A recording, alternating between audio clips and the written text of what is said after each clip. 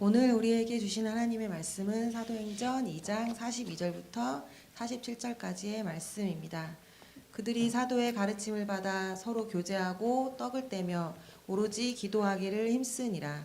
사람마다 두려워하는데 사도들도 말미암아 기사와 표적이 많이 나타나니 믿는 사람이 다 함께 있어 모든 물건을 서로 통용하고 또 재산과 소유를 팔아 각 사람의 필요를 따라 나눠주며 날마다 마음을 같이하여 성전에 모이기를 힘쓰고 집에서 떡을 떼며 기쁨과 순전한 마음으로 음식을 먹고 하나님을 찬미하며 또 온 백성에게 칭송을 받으니 주께서 구원받는 사람을 날마다 더하게 하시니라. 아멘. 이것은 하나님의 말씀입니다. 아멘. 감사합니다.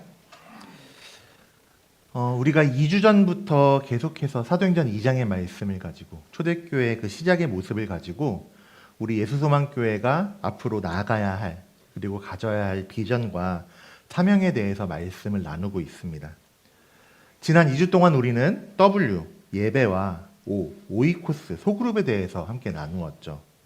말씀드렸다시피 예배와 모임, 이 두 가지는 교회의 본질이자 기본이고 또 이미 우리가 하고 있는 것입니다. 예배는 우리가 반드시 드려야 하는 우리의 의무이기도 하지만 그렇다고 해서 그 의무가 우리에게 무거운 짐이 되지는 않습니다. 왜냐하면 하나님을 예배하는 그 시간을 통해서 우리는 자신을 버리시면서까지 자기의 편안을 버리시면서까지 우리에게 진정한 평안을 주시는 하나님을 발견할 수 있기 때문입니다. 그래서 지지난주 처음 우리 교회는 이런 교회입니다 설교를 통해서 말씀드렸던 것처럼 예배는 우리에게 짐이 아니라 쉼이다라는 말씀을 함께 드렸죠. 예배를 통해서 내가 하나님을 아는 데에서 끝나지 않고 하나님을 그냥 경험하는 데서 끝나지 않고 구원의 은혜를 내가 누리게 되고 그 은혜가 우리에게 진정한 평안을 주기 때문에 예배는 우리에게 의무이지만 짐이 아니라 쉼의 시간, 평안의 시간이 되는 것입니다. 그래서 교회 가운데, 성도 가운데, 우리 가운데 예배가 온전히 세워짐으로써 교회는 회복되고 부흥되기 마련입니다. 예배를 통해서 성령의 역사, 지금도 우리와 함께하고 계시는, 영원히 우리와 함께하시는 하나님의 일하심이 나타나게 되는 것이죠. 예배를 통해서 회복, 다른 말로 하면은 은혜라고 하는 성령님의 기름 부으심을 발견하게 되고 또 경험하게 되면은 우리의 예배는 주일 이 시간, 주일 11시 이 시간에 특정한 시간에만 드려지는 것이 아니라 우리의 삶에서 계속해서 이어지게 된다는 것을 깨닫게 됩니다. 하나님의 은혜는 특정한 시간, 특정한 장소에서만 나타나는 것이 아니라 24시간 7일 매 시간 매 순간 우리 가운데 매일매일 임한다는 것을 우리가 깨닫게 되기 때문입니다. 예배 전 예배자로서 일상에서 나를 위해 일하시는 그 하나님을 내 삶으로 고백함으로써 내 삶으로 하나님을 높여드리게 됩니다. 그리고 예배 후 예배자로서 내가 예배 때 경험한 그 은혜를, 예배 때 받은 그 은혜를 나 혼자만 간직하는 것이 아니라 다른 사람들의 본이 되는 삶을 살게 됩니다.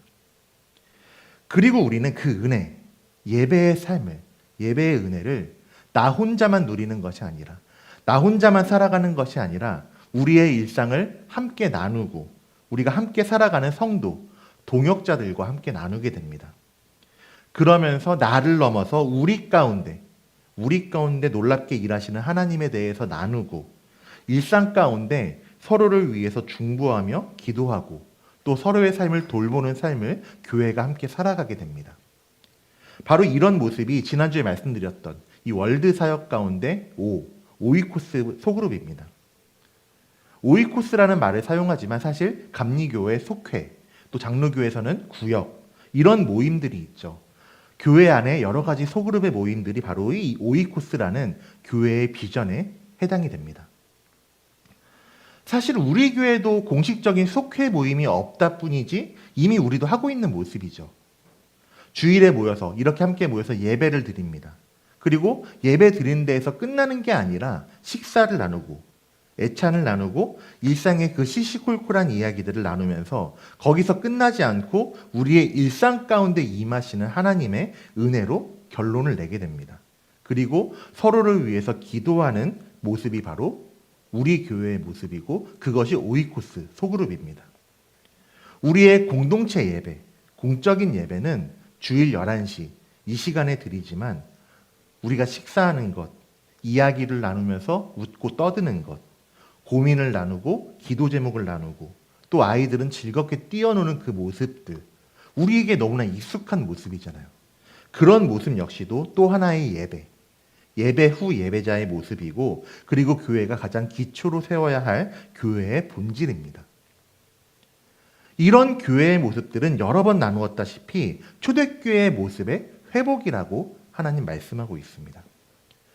사도행전 2장, 우리가 3주 동안 나누고 있는 이 말씀을 통해서 볼 수 있다시피 초대교회는 성령님의 기름 부으심을 경험했습니다. 그리고 복음을 통해서 예수님을 그리스도, 구주로 영접한 사람들이 함께 모여 예배를 드리고 그리고 함께 모여서 은혜를 나누는 공동체였습니다. 우리는 말씀을 통해서 그 사실을 발견하게 됩니다. 성전에 모이기를 힘써 기도하기를 힘쓰고 하나님을 찬미했습니다. 성전에 모이지 않을 때에도, 성전에 모이지 못할 때에도 각자의 집에서 흩어져서 모여서 식사하면서 교제하면서 그냥 웃고 떠드는 데서 끝나는 것이 아니라 하나님의 은혜, 내 삶 가운데 일하신 하나님의 은혜를 나누었습니다. 거기서 끝나지 않고 교회는 온 백성에게 칭송을 받는 삶, 하나님을 예배하는 데 힘쓰고 공동체로 모여 은혜를 나누고 그 은혜를 흘려보내는 공동체가 바로 초대교회였습니다. 초대교회는 멈추지 않고 오늘날의 교회가 회복해야 할, 오늘날의 교회가 세워나가야 할 교회의 본질을 우리에게 정확하게 보여주고 있습니다. 교회가 회복해야 될, 교회가 세워나가야 될 그 본질, 그것이 무엇이냐면 교회는, 성도는 교회 안에만, 우리끼리만 머무르면 안 된다라는 것입니다. 전에 사회에 대해서 나누었던 적이 있습니다. 기억하실 텐데요.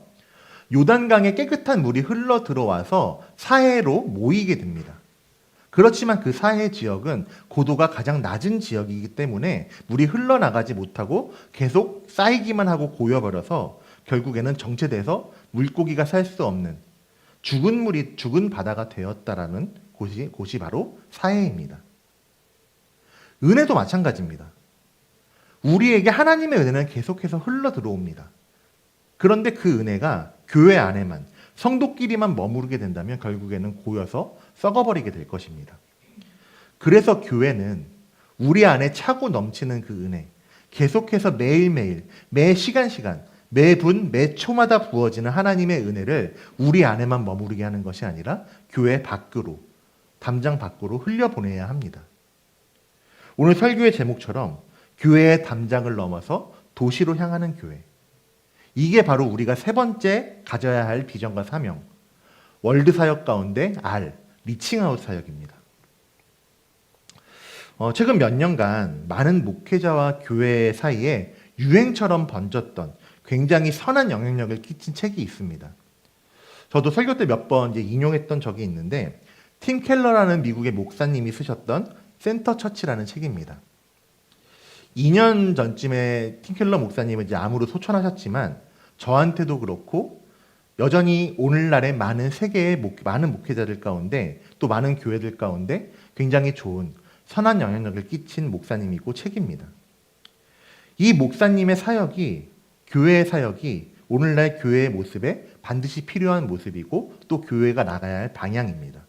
그렇기 때문에 많은 교회와 목회자들에게 이 팀켈러 목사님 그리고 팀켈러 목사님이 쓰신 센터 처치라는 책이 롤모델의 역할을 해주고 있습니다.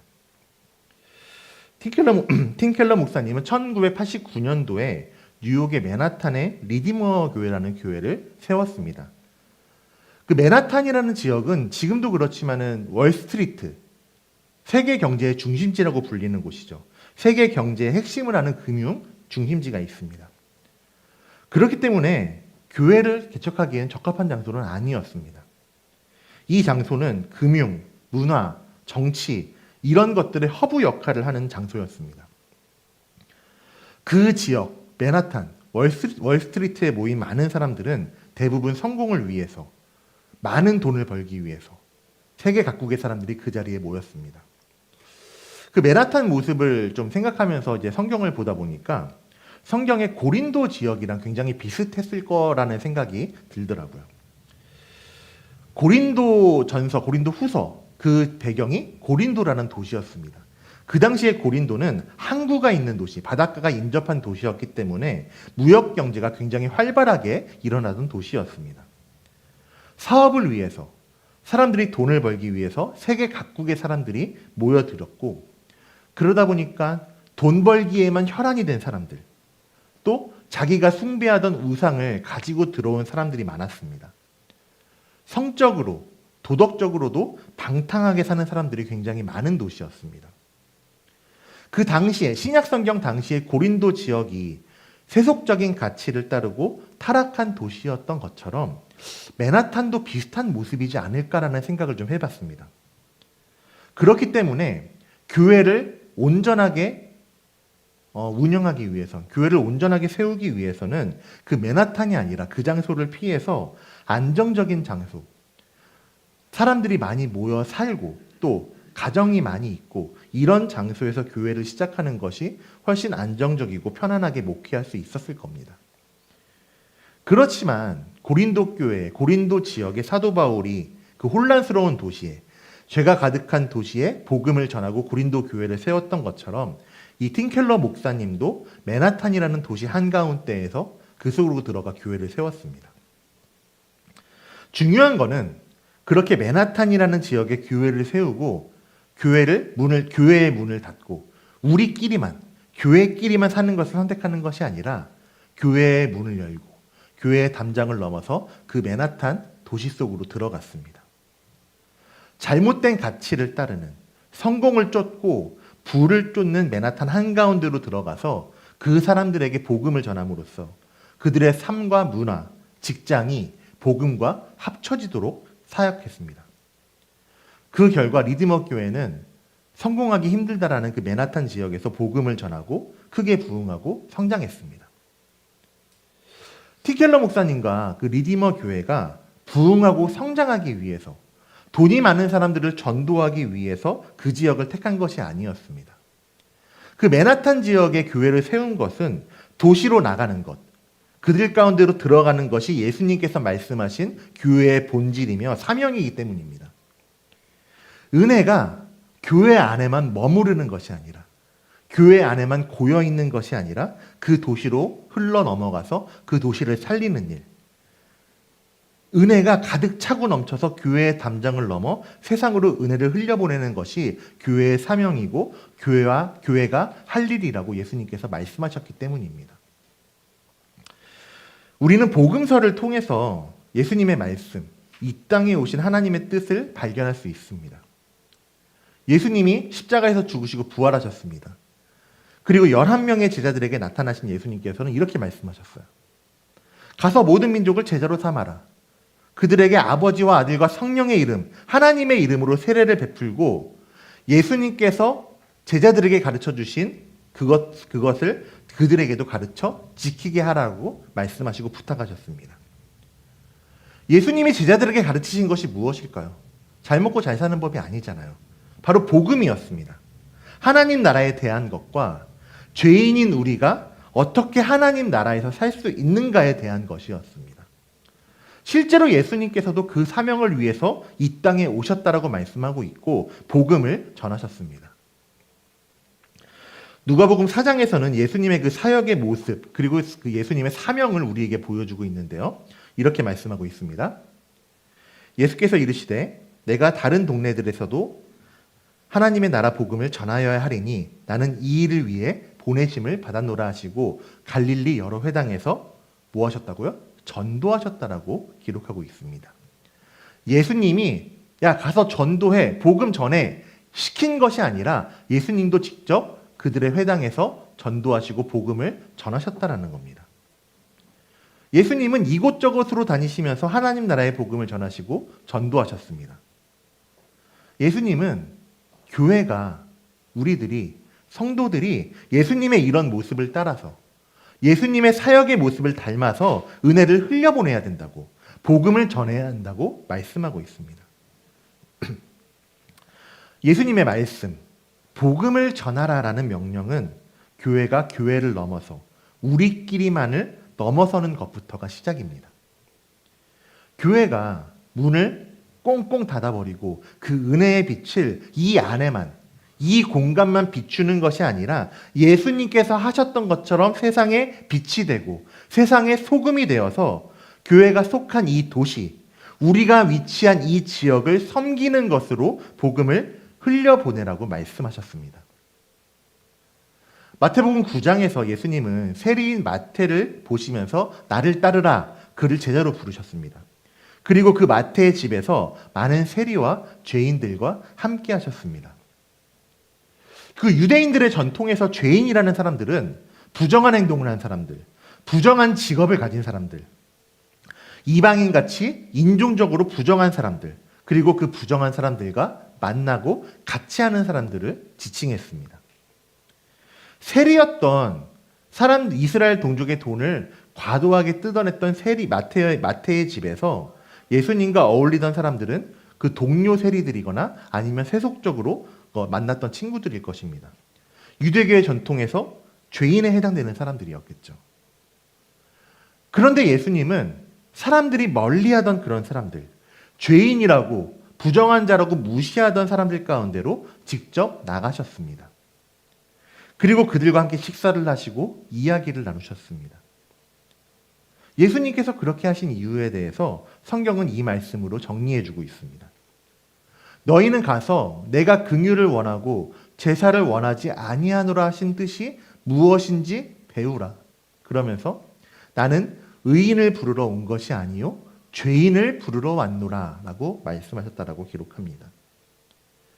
세상을 향한, 도시를 향한 하나님의 뜻이 이 말씀에서 드러납니다. 하나님은 의인을 부르러 온 것이 아니라 우리끼리만이라는 특별한 집단을 부르시는 것이 아니라 죄인을, 복음을 통해 구원받아야 하는 사람을 부르시고 또 그들을 구원하고 싶어 하시는 것이 바로 하나님의 마음인 것입니다. 또한 예수님께서는 부정하다고 여겨지는 사람, 율법으로 격리되어야 하는 그리고 가까이에서는 안 되는 나병 환자를 붙잡으셨습니다. 마가복음 1장 후반부에서 한 나병 환자가 예수님께 다가왔습니다. 그 유대교의 율법상 나병 환자는 외부에서 어떤 활동도 해서는 안 되고 어떤 사람도 마주쳐서는 안 되는 그런 나병 환자였습니다. 그렇지만 그 나병 환자는 간절함으로 자기의 그 병이 낫기를 원하는 간절한 마음으로 예수님께 나와서 예수님 나를 좀 깨끗하게 해주십시오. 내 병을 고쳐주십시오. 그 목적을 가지고 나온 것입니다. 그때 예수님께서는 부정하다고 여겨지는 그 사람을 피하지 않으셨습니다. 그렇다고 멀리 서서 말씀만으로 네가 나음 받을 것이다 라고 말씀하지도 않으셨습니다. 마가복음 1장 41절 42절에서는 예수님의 그 행동을 이렇게 기록하고 있습니다. 같이 한번 좀 읽어볼까요? 예수께서 불쌍히 여기사 손을 내밀어 그에게 대시며 이르시되 곧 나병이 그 사람에게서 떠나가고 깨끗하여진지라. 자, 이 말씀에서 예수님께서 나병 환자에게 손을 내미신 그 모습을 영어 성경에서는 Jesus reached out his hand 이렇게 기록하고 있습니다. reached out 그의 손을 뻗으셨다. 그 사람에게 손을 내미셨다라고 기록하고 있습니다. 교회는 이런 예수님의 모습, 예수님의 사역을 닮아가고 따라가야 합니다. 그렇기 때문에 교회는 교회끼리만 은혜를 간직하고 고여있게 하는 것이 아니라 교회의 담장 너머로, 이 지역으로, 이 도시로 손을 뻗어서 은혜를 흘려보내야 합니다. 그게 바로 지금 우리가 계속해서 보고 있는 월드 사역 가운데 세 번째, 리칭아웃의 사역입니다. 사도행전 2장을 통해서 볼 수 있는 그 초대교회 역시 그들 안에만 은혜를 머무르게 하지 않았습니다. 초대교회는 각자의 집, 각자의 처소에서 교제하며 모이기를 힘쓰고 또 성전에 모여 예배드리는 것과 기도하는 것, 사도의 가르침을 받는 것을 힘쓰는 공동체였습니다. 그렇지만 아시다시피 초대교회는 드러내고 모일 수 없는 집단이었습니다. 당시에 그 유대교 지도자들의 핍박과 박해를 피해서 때로는 내가 예수님 믿는 것을 숨기며 살아야 했고 때로는 숨어서 함께 모여서 살아가야 했습니다. 그럼에도 불구하고 많은 핍박과 박해를 받는 중에도 불구하고 초대교회는 자기들끼리만 그리스도인들끼리만 모이기만 하고 또 사람들에게 들킬까봐 숨어서 노심초사하던 교회가 아니었습니다. 그때의 초대교회 역시도 예수님의 이 사명의 말씀을 따라서 성도들의 밖으로, 초대교회 밖으로 그 은혜를 흘려보냈습니다. 우리는 그 사실을 오늘 말씀 47절에서 발견할 수 있습니다. 47절에서는 초대교회에서 이 초대교회에 대해서 이렇게 말씀하고 있죠. 하나님을 찬미하며 또 온 백성에게 칭송을 받으니 주께서 구원받는 사람을 날마다 더하게 하시니라. 초대교회에 이런 일이 일어났다라고 기록하고 있습니다. 초대교회는 그 공동체 안에서 교제하면서 서로의 필요를 따라 물건을 나누고 서로 도우면서 살아갔습니다. 처음에는 이 나눔과 섬김이 교회 안에만, 성도들끼리만 이루어졌습니다. 44절 45절에서는 믿는 사람이 다 함께 있어. 즉 교회가 함께하면서 모든 물건을 서로 통용하며 살았다라고 기록하고 있습니다. 이거는 야 강제로 물건 내, 강제로 다 가져와 이런 강제적인 공유가 아니라 자발적으로 내 마음에 자발적으로 서로를 돕고 섬기는 모습이었습니다. 이 사람을 위해서 이 사람이 필요한 것을 내가 가지고 있는 것을 나눠주고 또 나를 위해서 어떤 사람이 내가 필요한 것을 나눠주는 그런 공유의 삶을 사는 공동체였습니다. 그 섬김은 각자의 재산과 소유를 팔아서 각 사람의 필요를 따라 나누는 자발적인 섬김으로 이어졌습니다. 그런 모습이 47절 말씀에서처럼 온 백성에게 칭송을 받고 구원받는 사람이 날마다 늘어나게 되는 역사로 이어졌습니다. 자, 이런 모습으로 시작한 초대교회는 사도행전 6장에서는 이런 나눔과 구제사역 때문에 성도들 가운데 다툼이 일어났다고 기록합니다. 유대인 기독교인들의 과부들이 더 많이 받는 것을 헬라인 기독교인들 과부들이 시기하고 질투했다라고 원망했다라고 기록하고 있습니다. 왜 그런 일이 일어났냐면은 이렇게 자발적으로 나누고 구제하던 범위가 훨씬 넓어졌기 때문이었습니다. 이 나눔이 교회 안에서 교회 전체의 사역으로 제도화되고 또 공식적인 사역으로 펼쳐졌기 때문에 그 가운데에서 다툼이 일어난 것이었습니다. 이런 교회의 사역, 초대교회의 사역은 그 범위가 점점 넓어졌습니다. 처음에는 우리 공동체 안에서 이루어지던 것이 이제는 교회 공동체 밖으로 그 담장을 넘어서 믿지 않는 사람들에게로 은혜가 흘러갔습니다. 사도행전 9장에서는 다비다라라고 하는 여성 제자, 여성 그리스도인에 대해서 언급을 하고 있는데 이 사람의 삶을 이렇게 설명하고 있습니다. 선행과 구제하는 일이 심히 많은 사람이었다. 이 다비다라는 사람이 믿지 않는 사람이든 믿는 사람에게든 착한 일을 하고 남을 위해 도와주는 일을 굉장히 많이 했던 사람이었다는 겁니다. 이 사람만 그렇게 한 것이 아니라 초대교회의 모습이 그랬습니다. 초대교회는 그 은혜를 교회의 담장을 넘어서 도시로 퍼뜨려 나가는 교회였습니다. 당시의 로마 제국, 로마 황제를 숭배하고 유대교 사람들은 그리스도인들을 핍박하고 예수님 믿는 것을 잡아들이던 그 사람들이었는데 그런 교회가 교회에 숨어 있는 것이 아니라 교회끼리만 살아가는 것이 아니라 교회의 담장을 넘어서 그 사람들을 섬기면서 교회가 온 백성의 칭송을 받고 그런 교회의 모습을 통해서 구원받는 사람이 날마다 늘어났다라고 기록하고 있죠. 그런 모습이 2장에서만 처음에만 일어났을까요? 그 교회의 지속적인 사역들, 도시로 이웃에게로 은혜와 사랑을 전하는 그 사역이 계속해서 이어지면서 계속해서 이런 놀라운 역사가 일어났을 겁니다. 처음에만 믿는 사람이 늘어나는 것이 아니라 날마다 계속해서 교회의 모습을 통해서 예수님의 사랑, 하나님의 사랑을 경험하고 예수님을 그리스도로 영접하는 역사가 일어났을 겁니다.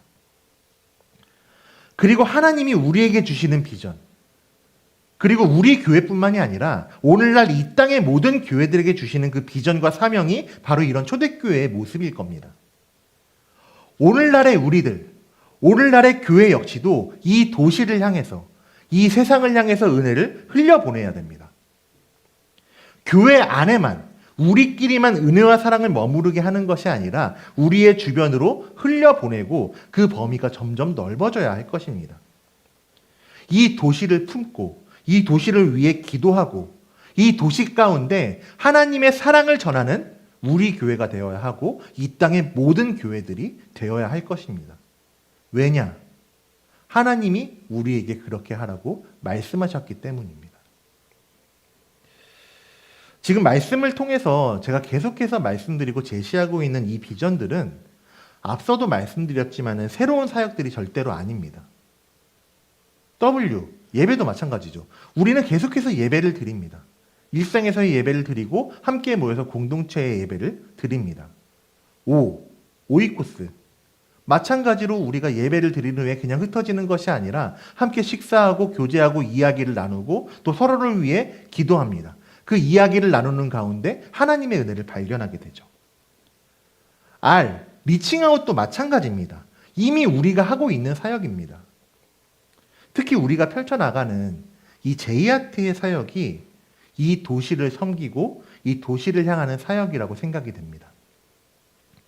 소외되고 아픔을 겪는 그 이웃들에게 다가가는 사역, 그 사람들과 함께 시간을 보내고 때로는 그 사람들의 이야기를 들어주고 함께 웃고 함께 슬퍼하는 삶, 또 먹을 것을 나누는 이 제이아트의 사역이 단순한 구제 사역을 넘어서 단순히 그 사람들을 돕는 것을 넘어서 이 도시 가운데 의정부라는 이 의정부 일동, 가능동이라는 이 도시 가운데 하나님의 마음, 하나님의 사랑을 전하는 예수님이 하셨던 것처럼 우리의 손을 뻗어서 그 사람들을 잡아주는 리칭아웃의 사역입니다. 우리는 이 사역을 통해서 제이아트의 사역을 통해서 단순히 그냥 돕는 것뿐만이 아니라 예수님의 마음을 전하고 있습니다. 그래서 모두 다 아시겠지만 제이아트라는 이름은 지저스 하트, 예수님의 사랑, 예수님의 그 마음을 전하는 사역인 거죠. 우리는 이 제이아트의 사역을 통해서 이미 그 사람들에게 손을 뻗어서 사랑을 전하고 사랑만 전하는 것이 아니라 하나님의 은혜를, 예수 그리스도의 은혜를 흘려보내고 있는 중입니다. 그리고 교회가 이 사역을 우리끼리만 특정한 사람만 하는 것이 아니라 모든 교회가 합력하여 사랑을 흘려보내라, 은혜를 흘려보내라고 말씀하고 있습니다. 하나님은 오늘 말씀, 우리에게 주신 그 비전을 통해서 교회는 하나님의 은혜를 교회의 담장을 넘어 도시로, 세상으로 흘려보내야 한다는 것을 분명하게 말씀하십니다. 하나님은 이 비전을 저한테만 주신 게 아니라 권사님, 집사님, 성도님 어느 특정한 누군가에게만 주신 것이 아니라 우리 모두의 비전, 이 예수수망교회 전체의 비전으로 주셨습니다. 우리 교회가 예수님의 행적을 따라가는 교회가 되어야 합니다. 예수님의 삶을 따라가는 교회가 되어야 합니다. 예수님께서 세리와 죄인들의 친구가 되시고 그들의 삶을 바꾸셨던 것처럼 나병 환자에게 손을 뻗으셔서 그를 대시면서 하나님의 사랑을 전하신 것처럼 이제 우리도 교회의 담장을 넘어서 함께 은혜를 흘려보내는 교회가 되어야 하는 것입니다. 하나님은 우리를 그리스도의 향기를 전하는 사람들로 세우셨습니다. 그 향기를 전하고 그 향기를 풍기는 교회로 세우셨습니다. 그래서 우리는 예수수망교회는 그리고 우리 교회를 넘어서 이 땅의 모든 교회는 이 도시에 그리스도의 향기를 전하는 자로, 그리스도의 사랑을, 하나님의 사랑을 전하는 자로 세워져야 합니다. 그것을 위해서 하나님은 나를 부르셨고 나에게 사랑을 주시고 나를 구원해내셨습니다. 우리는 그 사실을 기억해야 됩니다. 우리에게 주신 비전과 사명을 기억하고 새겨야 합니다. 이 사실을 기억하시면서 이 말씀, 우리에게 주신 사명을 기억하시면서 우리 안에 가득한 그 하나님의 은혜를 여기만 머무르는 것이 아니라 도시로, 지역으로, 세상으로 흘려보내시는 우리 예수소망교회 모든 성도님들 되시기를 주님의 이름으로 간절히 축복하고 소망합니다. 하나님이 우리를 그렇게 선하게 사용하셔서 이 땅 가운데 하나님의 사랑을 전하게 하실 것입니다. 우리가 그 사명을 기억하면서 함께 찬양으로 결단하며 나아가도록 하겠습니다.